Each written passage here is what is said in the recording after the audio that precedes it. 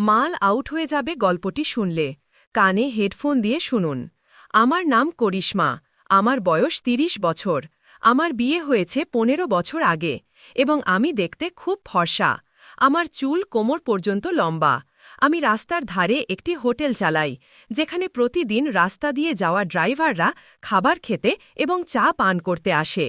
আমার হাতের তৈরি ঘরের মতো খাবার সব ড্রাইভারদের খুব পছন্দ হয় এবং তারা সেই খাবারের প্রশংসা করতে ক্লান্ত হয় না। আজ আমি আপনাদের যে গল্প শোনাচ্ছি তা সেই সময়ের, যখন বর্ষাকাল ছিল। আমার হোটেলে একটি ট্রাক ড্রাইভার এসেছিল। বাইরে খুব তীব্র বৃষ্টি হচ্ছিল, যার কারণে তার গাড়ি চালাতে সমস্যা হচ্ছিল। সে আমাকে জিজ্ঞাসা করল, আমি কি রাত থাকার জন্য একটি রুম পেতে পারি? আমার কাছে মাত্র ২টি রুম ছিল, যার মধ্যে একটি ইতিমধ্যে ভাড়া দেওয়া ছিল। সেই ড্রাইভার খুব অনুরোধ করতে লাগল, তাই আমি তাকে আমার রুম রাতের জন্য থাকার জন্য দিয়ে দিলাম। আমার বিয়ে হয়েছে ১৫ বছর আগে, কিন্তু এখনও পর্যন্ত আমার কোনো সন্তান নেই। আমার স্বামী নীলেশ খুব শান্ত স্বভাবের ছিল, কিন্তু সে খুব পরিশ্রমী ছিল। আমরা দুজন মিলে আমাদের হোটেল চালাতাম। সকাল থেকে রাত পর্যন্ত আমরা দুজনেই সেখানে কাজ করতাম। আমাদের কাছে তেমন বেশি টাকা ছিল না এবং হোটেল থেকে আয়ও বেশি হতো না। তবুও আমরা বিশ্বাস করতাম যে একদিন প্রচুর টাকা আসবে। যদি আমাদের আগে থেকেই টাকা থাকত, তাহলে আমরা একটি বড় হোটেল খুলে ফেলতাম। বেশিরভাগ ড্রাইভার শুধু চা পান করার জন্য থামত এবং খাবারের মধ্যে আমি রুটি, বাটি, চোখা এবং চাটনি বানাতাম। এটি ছিল আমার মেনু, কিন্তু পাঞ্জাবি ড্রাইভারদের পাঞ্জাবি খাবার খুব পছন্দ ছিল। আমি পাঞ্জাবি এবং চাইনিজ খাবারও বানাতে পারতাম, কিন্তু আমার স্বামী চাইত যে আমাদের হোটেল শুধু বিহার এবং ইউপির খাবার পরিবেশন করুক। কখনো কখনো এমনও হতো যে একটি গ্রাহকও খাবার খেতে আসত না। এমন সময়ে আমার স্বামী পাশের একটি ছোট পুকুরে মাছ ধরতে যেত। সে তার বন্ধুদের সাথে মাছ ধরে এবং সেগুলো বিক্রি করার জন্য মার্কেটে নিয়ে যেত। যখন আমার স্বামী বাড়িতে থাকত না, তখন হোটেলের সব কাজ আমাকেই সামলাতে হতো। এমন সময়ে কিছু গ্রাহক শুধু আমাকে দেখার জন্য হোটেলে আসত। তাদের চা পান করতেও ভালো লাগত না, কিন্তু তারা আমার সাথে কথা বলার জন্য আসত। হোটেলের পিছন দিয়ে একটি হাইওয়ে চলে গেছে, যেখান দিয়ে ট্রাক এবং গাড়ি চলাচল করে। এর কারণে আমার গ্রাহক কমতে শুরু করেছিল। যারা হোটেল এবং লজ চিনত, তারাই এখানে আসত। নতুন ড্রাইভারদের হোটেলের সম্পর্কে জানাই হতো না। আমার গ্রাহক দিন দিন কমছিল।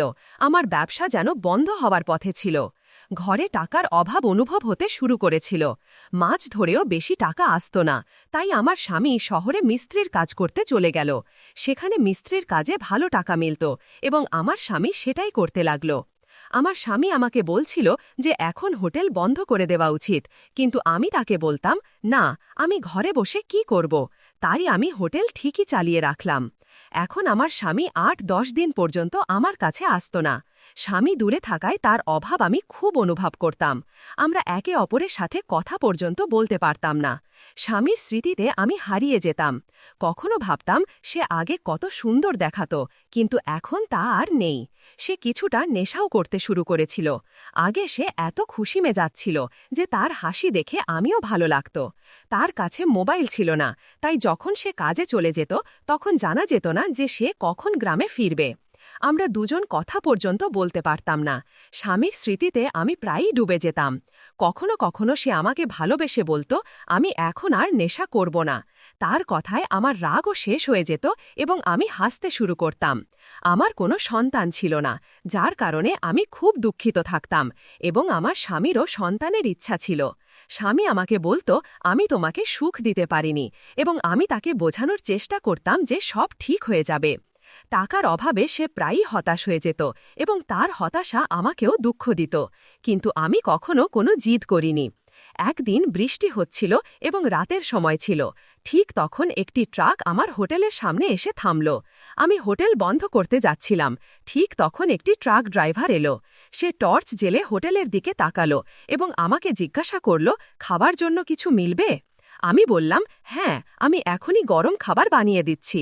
প্রথমে আমি তাকে চা বানিয়ে দিলাম, তারপর খাবার বানাতে লাগলাম। ২০ মিনিটের মধ্যে আমি তাকে খাবার পরিবেশন করলাম। সে পেট ভরে খেয়ে এবং বলল, আপনার হাতের খাবার খুব সুস্বাদু। আমি তাকে ধন্যবাদ দিলাম। সে বলল, বৃষ্টি খুব তীব্র, আমি গাড়ি চালাতে পারব না। এখানে থাকার কোনো জায়গা মিলবে? আমার কাছে 2টি রুম ছিল, যার মধ্যে একটি ভাড়া দেওয়া ছিল। সে স্বভাবেই খুব ভালো লাগছিল, তাই আমি ভাবলাম না যে গ্রাহকের সংখ্যা কমে গেছে, তাকে ফিরিয়ে দেওয়া ঠিক হবে না। আমি বললাম, একটি ঘর আছে কিন্তু সেখানে আমি থাকি। সে বলল, কোনো সমস্যা নেই, আমি সেখানে মানিয়ে নেব। সে ট্রাক থেকে তার ব্যাগ নিয়ে এলো। আমি তাকে ঘরে নিয়ে গিয়ে জায়গা দিলাম। ঘরে 2টি খাট ছিল। সে তার ব্যাগ রেখে একটি খাটে বিশ্রাম নিতে লাগল। আমি হোটেলের বাকি কাজ সামলাচ্ছিলাম। সে একটি খাটে ঘুমিয়ে পড়ল এবং অন্যটিতে আমি। রাত প্রায় 2টা বাজে। বৃষ্টি থামার নামই নিচ্ছে না, বিদ্যুৎও চমকাচ্ছে। আমি দেখলাম সে ঠান্ডায় কাঁপছে। আমার তার ওপর দয়া হলো। আমি আমার একটি চাদর তাকে দিয়ে দিলাম। সে ঘুমিয়েছিল, তাই আমি তাকে জাগালাম না, কিন্তু অনুভব করলাম তার জ্বরও হয়েছে। সম্ভবত সে সম্পূর্ণ ভিজে গিয়েছিল। আমার কাছে কিছু ওষুধ ছিল। আমি তাকে জাগিয়ে বললাম, আপনার তীব্র জ্বর হয়েছে, ঠান্ডা লেগেছে, এই ওষুধগুলো নিন, সকাল পর্যন্ত আরাম পাবেন। সে ওষুধ নিল এবং আমাকে জিজ্ঞাসা করল, আপনি কি এখানে একা থাকেন? আমি বললাম, হ্যাঁ, এই হোটেলটি আমার। আমার স্বামী শহরে কাজ করেন। হাইওয়ে রাস্তা পার হওয়ার পর আমাদের গ্রাহক কমে গেছে। তারপর আমি তাকে বিশ্রাম নিতে বললাম এবং আমিও ঘুমিয়ে পড়লাম। সকাল 5টায় আমার চোখ খুলল। আমি দেখলাম ট্রাক ড্রাইভার সেখানে নেই। বাইরে গিয়ে দেখলাম তবুও সে নেই, কিন্তু সে খাটের ওপর 3000 টাকা রেখে গেছে। আমি ভাবনায় পড়ে গেলাম যে সে না বলে চলে গেছে। অন্তত যাওয়ার সময় বললে ভালো হতো। কিন্তু সেই লোকটি খুবই সৎ ছিল, সে টাকাও রেখে গেছে। না হলে অন্য কেউ হলে হয়তো টাকাও না দিত। তার সততা আমাকে খুব পছন্দ হলো। পরের দিন আমার স্বামী ফিরে এলো। সে 20 দিন ধরে আমার কাছে ছিল না। আমি তাকে জিজ্ঞাসা করলাম, আপনি এতদিন কেন আসেননি, কোথায় গিয়েছিলেন? সে বলতে লাগল, আমি চেন্নাইতে কাজ করতে গিয়েছিলাম। সেখানে একটি কনস্ট্রাকশন সাইটে কাজ চলছিল। ফেরার পথে বৃষ্টি খুব তীব্র ছিল, কোনো যানবাহন পাওয়া যাচ্ছিল না। কিন্তু এখন সব ঠিক আছে। আমার স্বামী 20 দিন পর বাড়ি ফিরেছিল এবং এবার সে কোনো নেশাও করেনি। সে আমাকে বলল, দেখো করিশ্মা, আমি তোমাকে বলেছিলাম যে এখন আমি নেশা করব না। এবার আমি এত পরিশ্রম করেছি যে নেশা করার সময়ই পাইনি। তার এই কথা শুনে আমি খুব ভালো লাগলাম। 1 মাস পর সেই ট্রাক ড্রাইভার আবার আমার হোটেলে এলো। আমি তাকে দেখেই চিনে ফেললাম। সে হাসতে হাসতে বলল, দ্রুত খানা বানান, আপনার হাতের খানা গতবার খেয়েছিলাম, তার স্মৃতি এখনও তাজা। আমার তার আগে আর কিছু বলতে ভালো লাগলো না, তাই আমি আগে খানা বানিয়ে দিলাম। যখন সে খানা খাচ্ছিল তখন আমি তাকে বললাম, আপনি গতবার এসেছিলেন, বৃষ্টি হচ্ছিল, আপনার ঠান্ডা লেগেছিল এবং জ্বরও হয়েছিল। আমি আপনাকে ওষুধ দিয়েছিলাম, কিন্তু আপনি সকালে উঠে না বলে চলে গিয়েছিলেন। সে বলল, বৃষ্টির কারণে রাস্তা খারাপ ছিল এবং আমার গাড়ি থেকে মাল নামানোর অর্ডার এসেছিল। যদি সময় মতো মাল না নামাতাম তাহলে আমার ওপর জরিমানা লাগত। আপনাকে সকালে জাগাতে ইচ্ছা হলো না, তাই আমি বিল সেখানেই রেখে চলে গিয়েছিলাম। আমি তাকে বললাম, আপনি সত্যিই খুব সৎ। সে জানালো, আমি পাঞ্জাবের বাসিন্দা, আমার 2টি গাড়ি আছে। একটি গাড়ি আমার ছোট ভাই চালায় এবং অন্যটি আমি। তারপর সে বলল, আপনার হাতের খানা এত সুস্বাদু যে আপনার হোটেলটি বড় করা উচিত। আমি তাকে বললাম, এর জন্য অনেক টাকা লাগবে, যা আমাদের মতো গরিবের কাছে নেই। এই হোটেল থেকেই আমাদের সংসার চলে।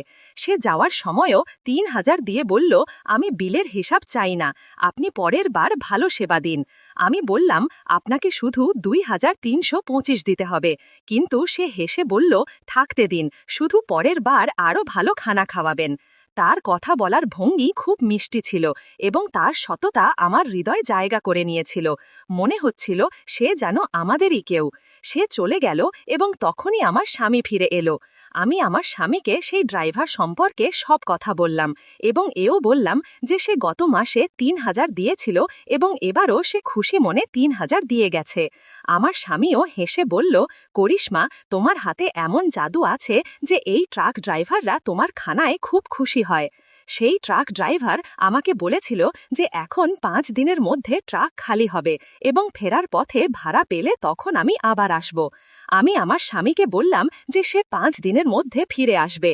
আমি এবং আমার স্বামী আমাদের নিজ নিজ কাজে ব্যস্ত হয়ে পড়লাম। কিন্তু যেমন সে বলেছিল 5 দিন পর সে ফিরে এলো। আমার স্বামীও সেই সময় হোটেলেই ছিল। আমি তাকে দেখে তাড়াতাড়ি আমার স্বামীকে ডাকলাম, জি শুনুন, সেই ট্রাক ড্রাইভার ফিরে এসেছে। আমার স্বামী রান্নাঘরে কাজ করছিল। আমি তাকে বসার জন্য টেবিল সাজালাম। সে খানার অর্ডার দিল এবং আমার স্বামী রান্নাঘর থেকে বেরিয়ে এলো। কিন্তু তাকে দেখে সে কিছুক্ষণ সেখানে তিনি এমনভাবে দাঁড়িয়ে রইলেন যেন তাকে কোনো চিন্তায় ফেলে দেওয়া হয়েছে। আমি আমার স্বামীকে জিজ্ঞাসা করলাম, কি হয়েছে, আপনি তাকে দেখে এমন কেন হয়ে গেলেন? সেই ট্রাক ড্রাইভার তৎক্ষণাৎ উঠে চলে গেল। তখন আমার স্বামী বললেন, তুমি জানো না ওই লোকটি কে? সে কোনো সাধারণ মানুষ নয়। আমি আমার স্বামীকে জিজ্ঞাসা করলাম, শেষ পর্যন্ত কি হয়েছে, আপনি আমাকে স্পষ্ট করে বলুন। তখন তিনি বললেন, আমি আগে ট্রাক ড্রাইভার হিসেবে কাজ করতাম। এও সেই একই ট্রাকে আমার সঙ্গে হেল্পার হিসেবে কাজ করত। কিন্তু একবার যখন আমরা পেট্রোল পাম্পে ঘুমাচ্ছিলাম, ট্রাক চুরি হয়ে গেল এবং আমার ওপর অভিযোগ করল যে আমি মালপত্র সহ ট্রাক চুরি করেছি। আমি কোনো ভুল করিনি, কিন্তু মালিক আমার ওপর বিশ্বাস করেনি। আমাকে 1 মাসের জন্য জেলে ঢুকিয়ে দেওয়া হলো এবং আমার থেকে 1 লাখও আদায় করা হলো। সেই ঘটনার কারণেই আজ আমি ঋণের মধ্যে আছি এবং হোটেল চালাচ্ছি। আমার স্বামীর দুঃখ আমি বুঝতে পারলাম। আমি গভীর চিন্তায় ডুবে গেলাম। কিন্তু সেই ট্রাক ড্রাইভার আবার হোটেলে ফিরে এলো এবং আমার স্বামীকে বলল, দোস্ত, যা কিছু হয়েছে তাকে একটা স্বপ্ন মনে করে ভুলে যাও। আজ আমি ভালো উপার্জন করছি। তোমার মনে হতে পারে যে আমি মালিককে তোমার সম্পর্কে কিছু বলেছি, কিন্তু আমি তেমন কিছু করিনি। আমি জানতাম যে এই হোটেলটা তোমার এবং তুমি আমার থেকে সাহায্য নেবে না, তাই আমি এইভাবে তোমাকে সাহায্য করার কথা ভেবেছি। সে আমার সামনে আমাকে বলতে লাগল, ভাবি, আপনি ওকে বোঝান। কিন্তু তার কথা শোনার পর আমিও তার কিছু বলার প্রয়োজন বোধ করলাম না। সে চলে গেল এবং যখন সে হোটেল ছাড়ল তখন 1 লাখ দিয়ে বলল, যা হয়েছে তা ভুলে যাও। 2 মাস পর আমরা জানতে পারলাম যে আমি গর্ভবতী। আমি এবং আমার স্বামী খুব খুশি হলাম। আমরা সব পুরনো কথা ভুলে গেলাম। বন্ধুরা, এই গল্প বলার উদ্দেশ্য কারো মন খারাপ করা বা কোনো অনৈতিক কার্যাবলীকে উৎসাহিত করা মোটেও নয়, শুধু আপনাদের সবাইকে সতর্ক করা। যদি আমার গল্পটি আপনার ভালো লেগে থাকে তাহলে ভিডিওটি লাইক করুন, চ্যানেলটি সাবস্ক্রাইব করুন এবং এই ভিডিওটি যত বেশি সম্ভব মানুষের সাথে শেয়ার করুন। আবার দেখা হবে এমনই আরেকটি গল্প নিয়ে। ধন্যবাদ।